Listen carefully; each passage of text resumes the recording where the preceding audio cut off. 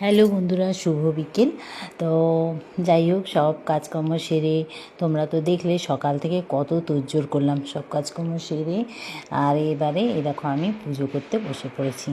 তো যাই হোক, আমি মানে প্রতি বছর নিজে একাই পুজো করি, ঠাকুরদের সাজিয়ে, মানে ঠাকুরকে সাজিয়ে। আমার তো গোপাল নেই, তো আমি কৃষ্ণের ফটোতেই পুজো করি, কারণ গোপাল রাখলে অনেক ঝামেলা। আর যখন নিজে গোপালের সেবা করতে পারবো না, তো শুধু গোপাল না খেয়ে থাকবে, সেই জন্যই গোপাল আমি রাখিনি।